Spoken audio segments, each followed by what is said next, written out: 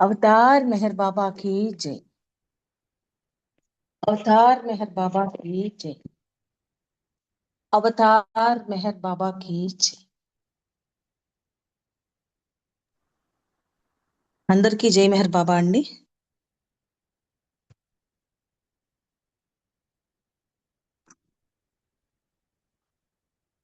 రేపు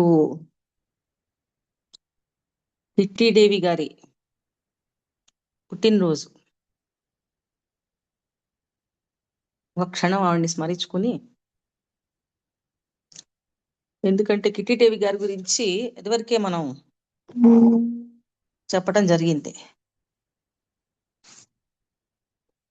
కొద్ది రోజుల క్రితం ఒకసారి చెప్పడం జరిగింది. అందువల్ల మనం ఇవాళ ఎరిచ్ గారు 31 ఆగస్టు బాబాలో జాయిన్ అయిన రోజు. సో ఎరిచ్ గారి గురించి అందరికీ తెలిసిందే. ఆయన విశేషాలు, ఆయన జీవితంలో జరిగినవి మనం చెప్పుకుందాం. బాబా అన్నారు కదా, జై బాబా. ఒక్క విషయం, రేపటి విశిష్టత కూడా చెప్పుకుంటూ, మణిజ గారు బాబా తోటి సిస్టర్ కాబట్టి వాళ్ళు ఏమైనా రాఖీ అకేషన్ ఉందా అది కూడా చెప్పండి. మణిజ గారు బాబాకి సిస్టరు, అది ఏమన్నా ఉందా అంటారా? ఏమైనా స్టోరీ ఉందా అక్కడ? అది చాలా మంది అడిగారు. అలాంటిదేమీ ఇప్పటి వరకు మాకు కనబడలేదు. నాకు తెలిసినట్టు లేదు, జనాలు అడిగారు, అంతే కలుగుతారు. లేదు, ఎక్కడ ఆయన ఎవరికి ఏం అక్రాస్ రాఖీ. అదే నా మైండ్ లో కూడా క్యారీ ఆన్. జై బాబా. లేదు, ఇక్కడ కూడా ఏమి అట్లాంటిది కూడా ఏమి హడావుడ్ లేదు మరి. Okay, carry on. జై బాబా. సో 31వ తారీఖు ఎరిచ్ గారు బాబాలో జాయిన్ అయిన రోజు. అది మన దగ్గరలో ఉంది కాబట్టి ఆయన్ని తీసుకోవడం జరిగింది. బాబా అన్నారు, if I ever personally like the company of anyone, it is that of Erich. నేను ఎవరితోనైనా కొంతసేపు గడపాలని భావిస్తే ఎప్పుడైనా కానీ అది ఎరిచ్తోనే మాత్రమే అని ఒక బాబా ఒక సందర్భంలో అన్నారు. 1965లో అన్నారు బాబా ఈ మాట. మే 25, 1965లో బాబా అన్నటువంటి మాట ఇది. నేను పర్సనల్గా ఎప్పుడైనా కానీ ఎవరితోనైనా కానీ కొంతసేపు గడపాలి అని అనిపించింది అంటే అది ఎరిచ్తో మాత్రమే అని చెప్పి బాబా అన్నారు. అంతటి ధన్యుడు ఎరిచ్. బాబా తర్వాత ఫ్రాన్సిస్ బ్రాబ్జాన్ ఏమన్నారు ఎరిచ్ గురించి అంటే, ద టంగ్ ఆఫ్ గాడ్ అని చెప్పి అన్నాడు ఆయన. టంగ్ అంటే ఇక్కడ మనం మామూలుగా నాలిక అంటాం, ఇక్కడ మనం వాణి అని తీసుకోవచ్చు. గొంతు, భగవంతుని గొంతు. బాబా సైగలు చేస్తుంటేనే మనకి చెప్పేస్తూ ఉండేవాడు ఎరిచ్. అందువల్ల అటువంటి పేరు వచ్చింది అతనికి.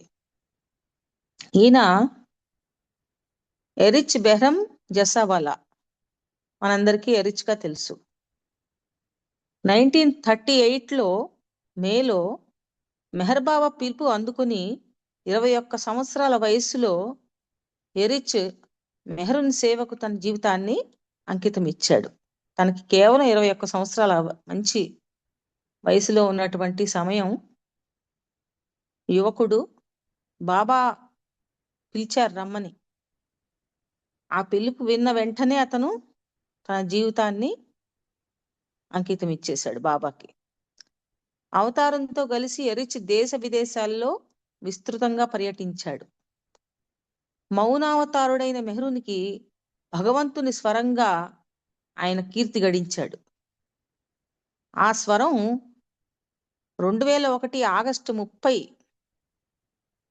అర్ధరాత్రి 2 గంటలు దాటాక, అంటే ఆగస్టు 31 తారీఖు తెల్లవారుజామున అన్నమాట, మూగబోయింది. బాబాలో చేరుకున్నాడు. ఎరిచి సున్నితమైన హాస్యంతో మనస్సు గిలింతలు పెట్టేలా మాట్లాడేవాడు. చక్కని చమత్కారి, మృదుభాషి, బాబా సేవకుడిని అని చెప్పుకునేవాడు ఎరిచ్. బాబా ప్రేమికుల్ని చిన్న పెద్ద అందరినీ ఎంతో ఆప్యాయంగా పలకరించేవాడు. ఒకసారి ఆయనతో మాట్లాడిన వారు తిరిగి ఎన్ని సంవత్సరాలైనా మర్చిపోలేనటువంటి వ్యక్తిత్వం ఎరిచిది. అసామాన్య ప్రతిభావంతుడు. అయితే 1969 జనవరి 31న బాబా శరీర త్యాగం చేశాక బాబా ప్రేమికులందరికీ ఎరిచ్తో మరింత అనుబంధం బలపడింది. ఎందుకంటే అమర్తిదికి ముఖ్యంగా మొదట్లో బాబా శరీరం వదిలేసిన తర్వాత అమర్తిదికి ఎక్కువగా వస్తుండేవాళ్ళు బాబా ప్రేమికులు మెహరాబాద్కి. వచ్చినప్పుడు ఆయన ఎరిచిని వాళ్ళు ఎవరిని చూడగలుగుతారు? బాబాను దర్శించుకుంటారు. బాబాను దర్శించాక ఇక్కడ మండలి వారే కదా ఆ రోజుల్లో, మెహరా, మణి, మరి ఇతర స్త్రీ మండలి, ఇక్కడ ఎరిచి అలోపా ఎక్కువగా మనకి కనబడుతూ ఉండేవాళ్ళు. మెహరాజాద్ వెళ్తే అప్పుడు అక్కడ కొద్దిగా వేరే వాళ్ళు కూడా కనబడుతూ ఉండేవాళ్ళు. ఈ సమాధి దగ్గర మాత్రం ఎక్కువగా ఎరిచి అలోబా, మెహరా, మణి వీళ్ళే ఎక్కువ మనకి అమర్తిథి సమయంలో ముఖ్యంగా కనబడుతూ ఉండేవాళ్ళు. అయితే ఆ ఎరిచ్ ఏంటంటే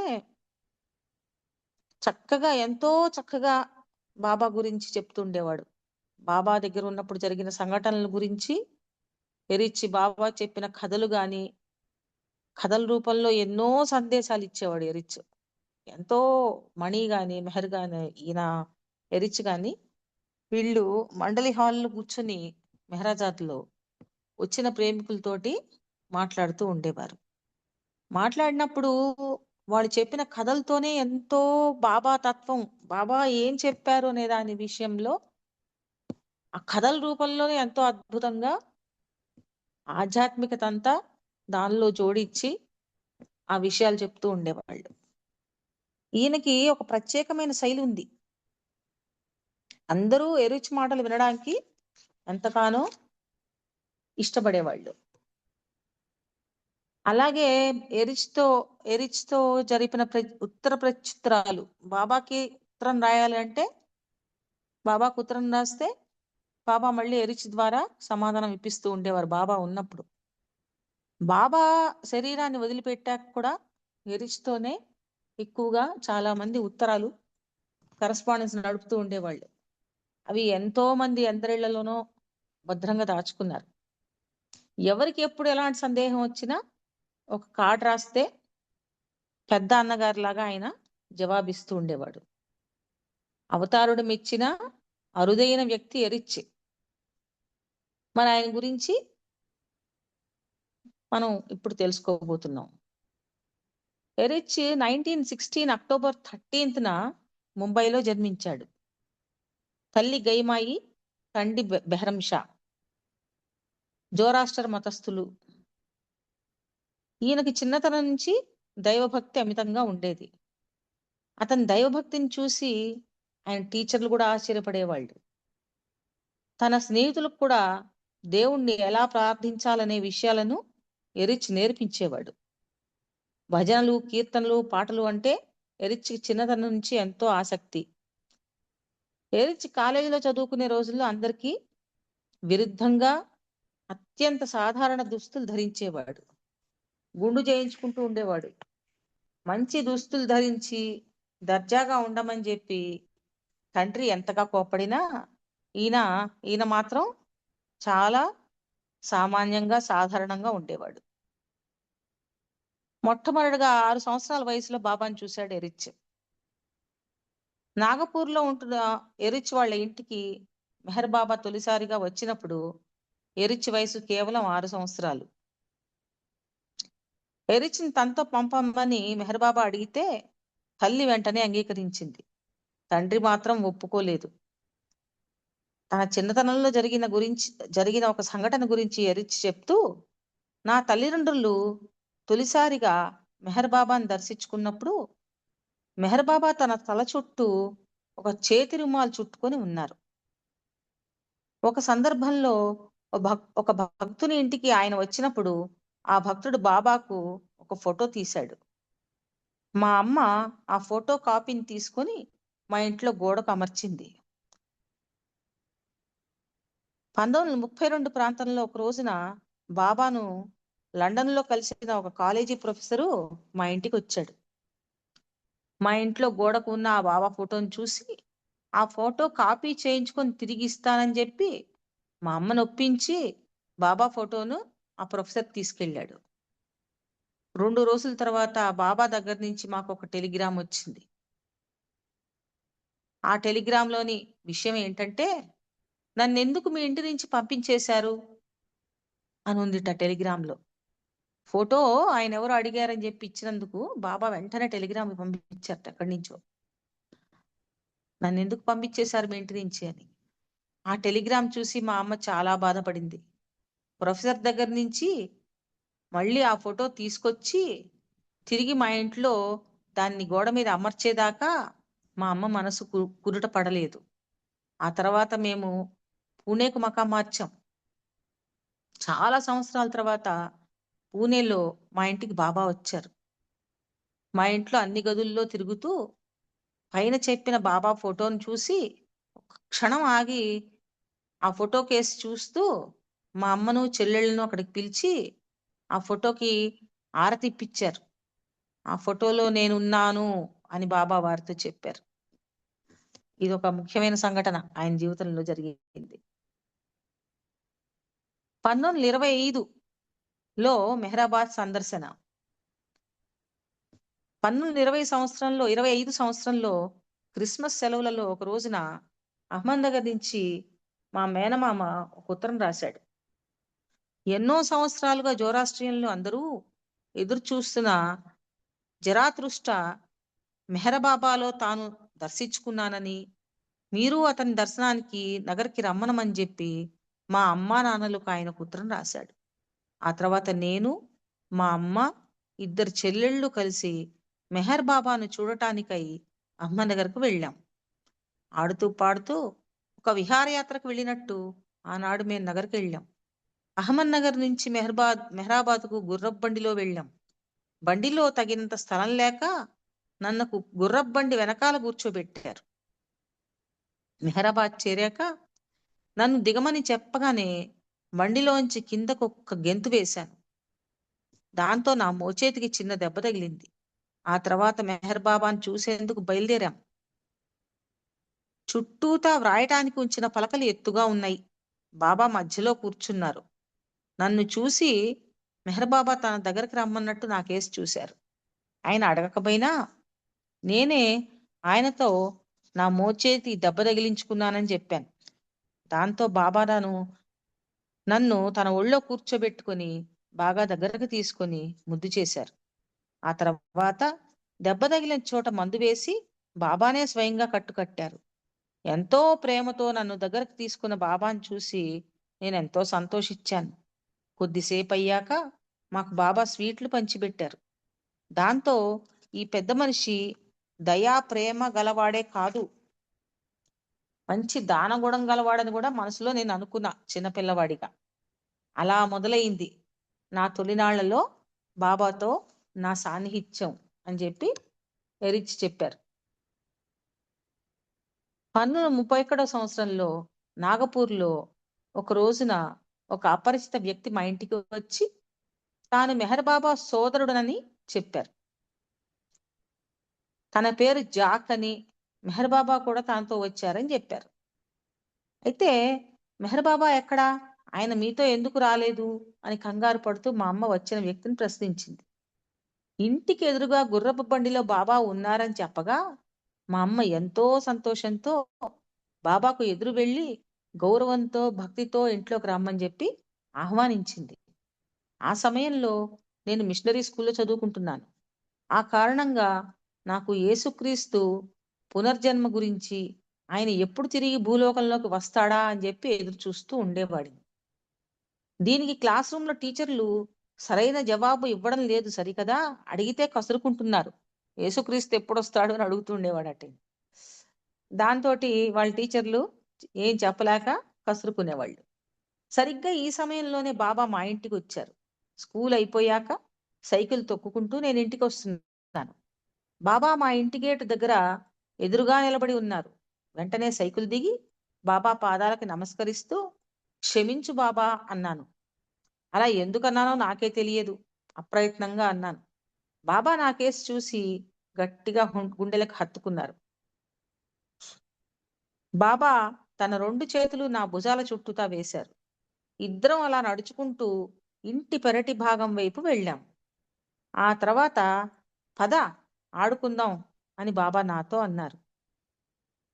అయితే అంత క్రితం నా స్నేహితులతో సాకర్ ఆట ఆడుకోవడానికి వస్తానని చెప్పాను. ఫుట్బాల్ ఆడుకోవడానికి వస్తానని చెప్పాను. బాబానేమో తనతో ఆడమంటున్నారు. ఏం చెయ్యాలో తెలియదు నాకు. చివరికి బాబాతో ఆడుకోవడానికే నిర్ణయించుకున్నాను. నా మనసేమో నా స్నేహితుల వైపే మొగ్గు చూపుతోంది.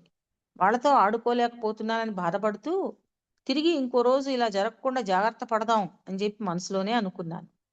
ఆ మర్నాడు స్కూల్ అయిపోయాక ఇంటికి తిరిగి వస్తూ బాబాకు కనబడకుండా ఇంటి వెనకాల ఉన్న గుమ్మం గుండా ఇంట్లోకి వెళ్ళి త్వరగా స్నానం ముగించుకొని మళ్ళీ దొడ్డిదారి గుండా ఆడుకోవడానికి పారిపోయాను. బాగా పొద్దుపోయాక ఆట నుంచి వచ్చేసరికి స్కూల్ అయిపోయాక ఎక్కడికి వెళ్ళావని చెప్పి మా అమ్మ గుమ్మంలోనే నిలదీసింది. బాబా నుంచి నేను తప్పించుకోవడానికి నేను చేసిన పనిని పూసగుచ్చినట్టు మా అమ్మకి చెప్పాను. అప్పుడు మా అమ్మ, ఆయన ఎవరో నీకు తెలుసా అని అడిగింది. తెలియదు, ఎవరేంటి అని నేను అడిగాను. ఆయన సాక్షాత్తు తిరిగి జన్మించిన జోరాస్టరు. ఎంతో నమ్మకంతో మా అమ్మ నాతో చెప్పింది. అయితే నా మనసు యేసుక్రీస్తు పైన ఉంది కదా, దాంతో జోరాస్టర్ అయితే ఏమిటి అని చెప్పి అన్నాను. ఈ ప్రశ్నతో మా అమ్మ నాతో మాట్లాడటం వృధా అనుకుంది. ఇంతలోనే మా దగ్గరలో ఉన్న బాబా ఏం జరిగింది అని అడిగి తెలుసుకుని ప్రతిరోజు నా స్నేహితులతో సాకర్ ఆడుకోవడానికి వెళ్ళమని చెప్పి నన్ను ప్రోత్సహించారు. అంతేకాదు, ఆట నుంచి తిరిగి వచ్చాక ఆ ఆటల విశేషాల గురించి బాబా అడిగేవారు. అప్పుడు ఆయనతో నా స్నేహం రోజు రోజుకి పెరిగింది. బాబా ఆ రోజుల్లో ఏబిసిడి అక్షర ఫలకం వాడేవారు. అక్షర ఫలకంపై ఆయన అక్షరాలు చూపెడుతుంటే ఆయన కంటే ముందుగానే ఆయన చూపెట్టే అక్షరాలను చదివేవాడేది. రాత్రిళ్ళు ఆయనకు సంబంధించిన కథలు చెప్తుంటే ఆనందంగా వింటుండేవాడిని. మెహర్ బాబా నాగపూర్ వదిలి మా ఇంటి నుంచి వెళ్ళిపోయాక నేనెంతగా ఆయన్ని ప్రేమించానన్న విషయం నాకు తెలిసింది. నేనెంతగానో ఆయన్ని ప్రేమించానన్న విషయం నాకు తెలిసింది. ఆయన్ని వదిలిపెట్టి ఉండడం ఎంత కష్టమో తెలిసింది. క్లాస్ రూమ్లో కూడా ఆయన గుర్తొచ్చేసరికి కళ్ళంబడి నీళ్లు నా చెక్కిళ్లపై కారుతూ ఉండేవి. ఇలా రోజులు సంవత్సరాలు గడిచిపోయాయి. ఇవన్నీ మనకి ఎవరికి చెప్తున్న విశేషాలు. అయితే 1937లో మెహర్ బాబా పుట్టినరోజును పురస్కరించుకుని నాసిక్కి రమ్మనమని చెప్పి మాకు బాబా నుంచి ఆహ్వానం వచ్చింది. మా నాన్నగారు మాత్రమే వెళ్ళగలిగారు. ఎందుకంటే ఆ రోజుల్లో మా అమ్మ ఆరోగ్యం బాగాలేదు. హోమియోపతి మందు వాడితే మా అమ్మ ఆరోగ్యం కుదుట పడుతుందంటే ఆ చెప్పిన డాక్టర్ దగ్గరకు వెళ్ళాను. ఆయనేమో రోగిని చూడకుండా మందు ఇవ్వలేనన్నాడు. ఆ డాక్టర్ని నాతో కారులో మా ఇంటికి తీసుకొచ్చాను. ఆ డాక్టర్ ఇంట్లోకి వస్తూనే మా గోడలకు ఉన్న పెద్ద సైజు మెహర్ బాబా ఫోటోలు చూసి ఆశ్చర్యంతో, మెహర్ బాబా ఎవరో నీకు తెలుసా అని నన్ను అడిగాడు. ఆయన తెలుసు, ఆయన తరచూ మా ఇంటికి వస్తూ ఉంటారు అని చెప్పాను.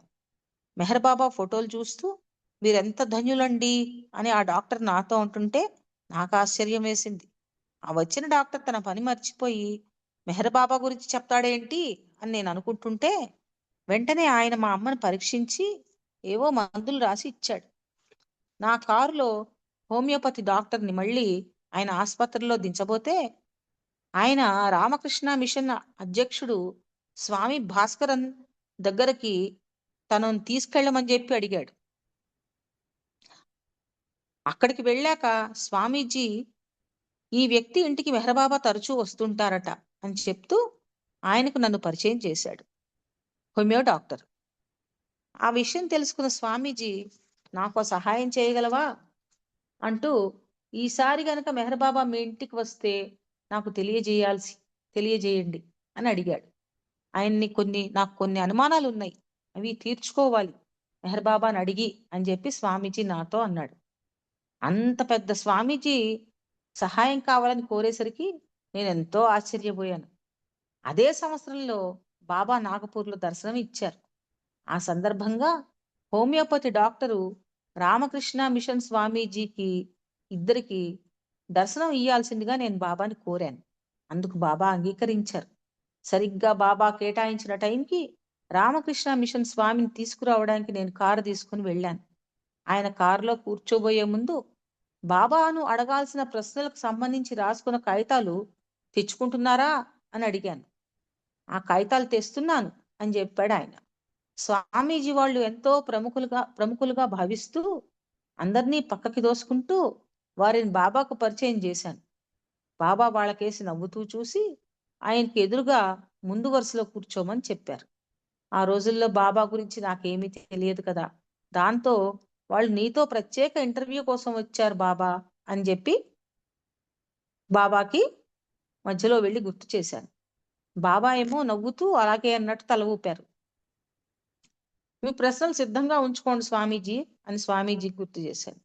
ఇది ఇలా ఉంటే స్వామీజీ హోమియో డాక్టరు వయసు రీత్యా పెద్దవారై ఉండి కూడా బాబాను తదేకంగా చూస్తూ కళ్ళంబడి నీళ్లు కారుస్తుంటే నాకెంతో ఆశ్చర్యమేసింది. సుమారు 1 గంటన్నర సేపు గడిచాక బాబా వాళ్ళిద్దరినీ ఇక తీసుకెళ్ళమన్నారు. బాబాను ఆలింగనం చేసుకుని బయలుదేరారు. తిరిగి వెళ్తుంటే దారిలో, స్వామి, మీ ప్రశ్నల గురించి బాబా వారిని ఎందుకు ఏమీ అడగలేదు అని అడిగాను. బాబు, నీకు తెలియదు, నా ప్రశ్నలన్నింటికీ మెహర్ బాబా సమాధానం ఇచ్చారు అని చెప్పి, ఇంకా అడగాల్సింది ఏమీ లేదు అని చెప్పి ఆయన సమాధానం ఇచ్చాడు. ఇది జరిగిన విషయం. వాళ్ళు ఎదురుకుండా జస్ట్ కూర్చున్నారు అంతే. వాళ్ళకి కావాల్సిన సమాధానాలని వచ్చేసాయి. మెహర్ బాబా తోటి ఎరిచ్కి తర్వాత ఉన్నటువంటి విషయాలు చెప్తున్నాడు. తర్వాత జరిగిన విషయాలు, ఆయన సాంగత్యం. పెద్దలైన స్వామీజీ ఈ రకంగా మాట్లాడుతుంటే నేనేమి ఆశ్చర్యంతో ఏమి మాట్లాడలేకపోయాను. నేను తొలిసారిగా మెహర్ బాబా నుండి 1938 మేలో టెలిగ్రామ్ అందుకున్నాను. ఆ టెలిగ్రామ్లో తక్షణం బయలుదేరి పంచగనికి రమ్మనమని ఉంది. ఆ టెలిగ్రామ్ చదివి జేబులో పెట్టుకుని తిరిగి తోట పని చేసుకుంటున్నాను. తోట పనిలో ఉండగా టెలిగ్రామ్ వచ్చింది. మా అమ్మ ఇంట్లోకి పోస్ట్ మ్యాన్ రావడం, టెలిగ్రామ్ ఇవ్వడం చూసి దూరం నుంచి చూసి మా అమ్మ వచ్చి ఎక్కడి నుంచి, ఏమిటా టెలిగ్రామ్ అని చెప్పి అడిగింది. ఆ టెలిగ్రామ్ను జేబులోంచి తీసి ఆమెకి ఇచ్చాను. ఆవిడ చదివి వెంటనే బయలుదేరు రమ్మనమని బాబా ఆదేశిస్తే నువ్వు ఇంకా మొక్కలు నాటుతున్నావా, వెంటనే బయలుదేరు అని మా అమ్మ హడావుడి చేసింది. ఇదిగో ఈ పని అంతా పూర్తయ్యాక రేపు పొద్దున వెళ్తానమ్మా రైలుకి, ఇక్కడ కాదు కదా అన్నాను. ఇది మా అమ్మకు నచ్చలేదు. తక్షణం బయలుదేరమంటే అర్థం ఏమిట్రా అని ఆమె నన్ను చీవాట్లు పెట్టింది. ఇదిలా ఉండగానే మరొక టెలిగ్రామ్ పట్టుకొని వేరొక పోస్ట్ మ్యాన్ వచ్చాడు. అందులో మళ్ళీ తక్షణం బయలుదేరి పంచగనికి వచ్చి కలవాల్సింది అని చెప్పి మెహర్ బాబా అని ఉంది. ఈసారి మా అమ్మ మరింత కంగారు పెట్టి నన్ను పంచగనికి బయలుదేరదీసింది. రైలు అందుకోవడానికి కేవలం 1 గంట సమయం ఉంది. దుస్తులు ఏమీ తీసుకోకుండానే కారు తీసుకుని నేరుగా రైల్వే స్టేషన్కి వెళ్ళాను. పంచగనికి చేరాక బాబా ఎక్కడుంటున్నారో తెలుసుకొని నేరుగా అక్కడికి వెళ్ళి బాబాని కలిశాను. 1938లో పంచగనిలో బాబాని కలిశాను. నన్ను చూస్తూనే బాబా వచ్చావన్నమాట అన్నారు. తల వంచుకొని అవును బాబా అన్నాను. అన్నీ వదిలిపెట్టి ఇక్కడికి వచ్చి నా దగ్గర ఉండగలవా అని బాబా నన్ను ప్రశ్నించారు. నీ దయ వల్ల ఏదైనా సాధ్యమే బాబా అని ఏమీ ఆలోచించకుండా జవాబు చెప్పాను. మంచిది, అయితే ఆగస్టు 1వ తేదీన పంచగనికి రండి అన్నారు బాబా. తల వంచుకునే బాబాకు నమస్కరించి బయటకు వచ్చే లోపల బాబా తిరిగి ఆగస్టు 1వ తేదీన మీరందరూ నా దగ్గరికి రాగలుగుతారా అన్నారు. నేను మళ్ళా నీ దయ వల్ల ఏదైనా సాధ్యమే బాబా అన్నాను.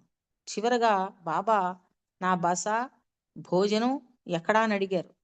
హోటల్లో భోజనం చేసి ఈ రాత్రికి అక్కడే ఉంటానని జవాబు చెప్పాను. అందుకు బాబా, నీ ఇష్టం వచ్చిన చోట భోజనం చెయ్యి, కానీ ఆ రాత్రికి తానుంటున్న గుహ దగ్గరికి రమ్మని చెప్పారు. నేను ఉండే గుహ ఎక్కడుందో తెలుసా అని బాబా అడిగారు. తెలుసు అని జవాబిచ్చాను. అక్కడ పులులుంటాయి. పులులంటే భయమా? భయమేమీ లేదు బాబా అని చెప్పాను.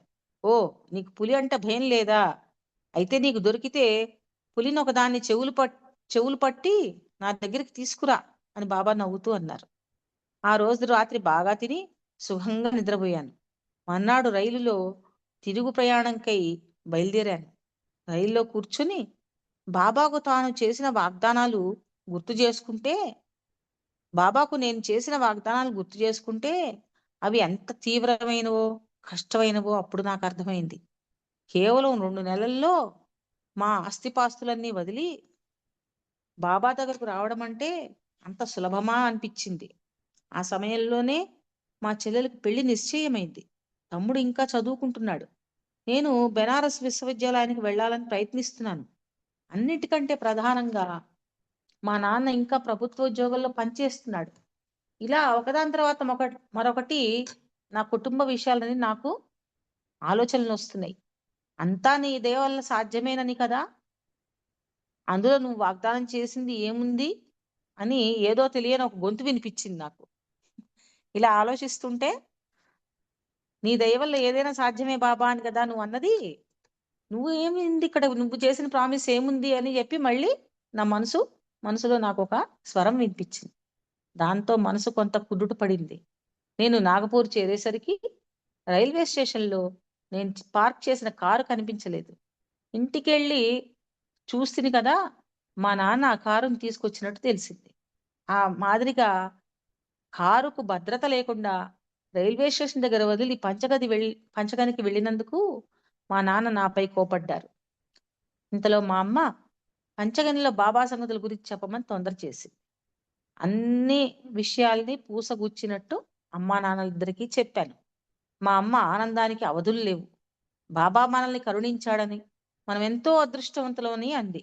అయితే అలాంటి భావం ఏది మా నాన్నగారిలో కనిపించలేదు.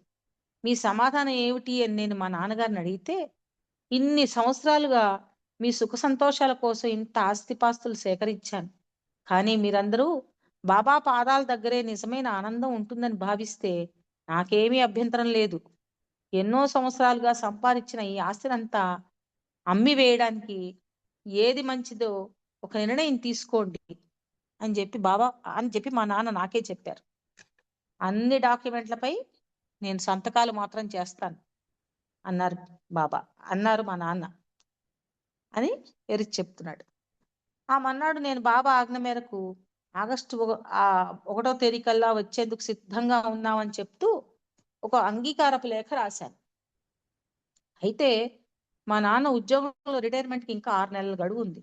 బాబా ఆదేశిస్తే మా నాన్న వెంటనే తన ఉద్యోగాన్ని వదిలేస్తానన్నారని చెప్పి కూడా ఆ లేఖలో రాశాను. అందుకు బాబా నుంచి జవాబు వచ్చింది. ముందుగా ఆగస్టు 1వ తేదీ నాటికి అందరూ మెహరాబాద్కి రమ్మనమన్నారు. ఆ తర్వాత మీ నాన్నగారి ఉద్యోగం గురించి ఆలోచిద్దామన్నారు. నాగపూర్లో ఉన్న మా చిన్న చితక ఆస్తులన్నీ సులువుగానే అమ్మివేసినా మాకున్న అతిపెద్ద బంగళాన్ని అమ్మడం మాత్రం ప్రధాన సమస్యగా మారింది. సమయం చాలా తక్కువగా ఉంది. అంత పెద్ద బంగళా కొనుగోలు చేయగల ఆస్తిపరులు ఉన్న పళంగా దొరకడం కష్టమే. అయితే ఒక రోజు రాత్రి మా ఇంటి దగ్గరలోనే ఉన్న ఒక జోరాస్ట్రియన్ మహిళ శ్రీమతి పోచా గుర్తొచ్చింది. ఆమె తరచూ మా బంగళాన్ని మెచ్చుకుంటూ ఇలాంటి బంగళా తమకు ఉంటే బాగుండేదని అంటుండేది. ఆ మాటలు గుర్తొచ్చి ఆ మర్నాడు ఉదయాన్నే వాళ్ళతో మాట్లాడటానికి వెళ్ళాను. మెహర్ బాబా దగ్గరికి వెళ్ళి ఆయనతో ఉండిపోవాలని మేము నిర్ణయించుకున్నాం. కాబట్టి మా బంగళా ఇతర ఆస్తిపాస్తులు అమ్మివేస్తున్నాం అని అంత విషయం ఆవిడికి చెప్పాను.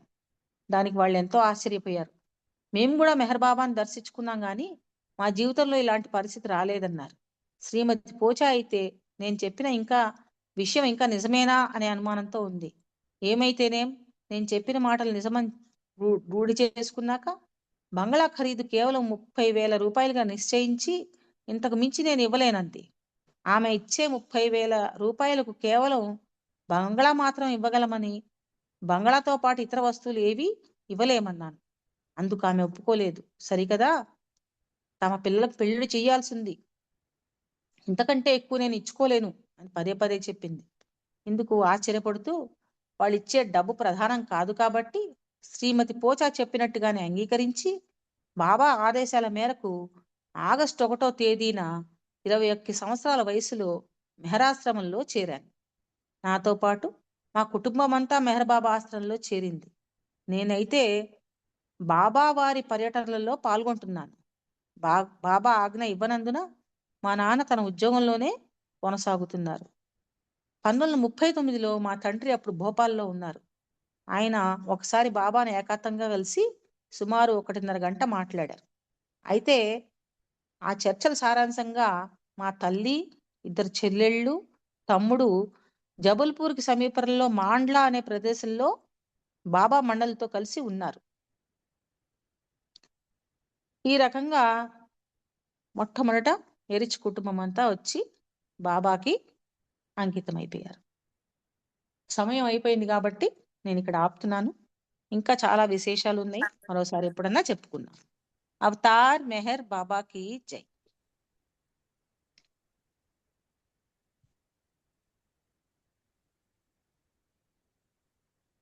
ఈ విశేషాలన్నీ కూడా డాక్టర్ మల్లాది కృష్ణానంద్ గారు తీసుకురాబోతున్న కొత్త పుస్తకం మెహర్ బాబా మండలిలోంచి నేను చెప్పడం జరిగింది. అవతార్ మెహర్ బాబాకి జై. జయబాబా శారద గారు చక్కటి విషయాలు చెప్పారు. Marvellous speech. జయబాబు ధన్యవాదాలు. మీరు ఒక సంకేతం చేయొచ్చు. ఇంకా టైం అయిపోయింది కదా. అవును, స్పీచ్ అయిపోయింది, టైం ఉందిగా. అంటే సంకేతం టైం ఉంది అంటే ఇంకొంచెం నేను ఈయన గురించి చెప్పడానికి ఉంది మరి. టైం అయిపోయింది actually. Want to say one song. Okay. జై బాబా. జై బాబా.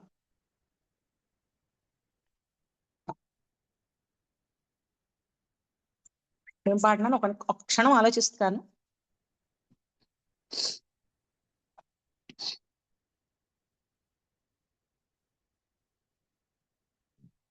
అవతార్ మెహర్ బాబాకి జై. రేపు రాగానే రేపు సంగతి చూద్దాం, ఇప్పుడు ఎందుకు. నేను ఇక్కడ ఇందులో ఉండి. అవతార్ మెహర్ బాబాకి జై. జయ జయ జయ మెహరు బాబా, జయ బాబా జయము జయము. జయ జయ జయ మెహరు బాబా, జయ బాబా జయము జయము. యుగ యుగాన అవతరించు మాయా మానుష వేష, జయ జయ జయ మెహరు బాబా, జయ బాబా జయము జయము. నీ రూపమే రమణీయము, నీ నామమే స్మరణీయము, నీ వీక్షణే మాకు రక్ష, నీ బంధమే మా మోక్షము.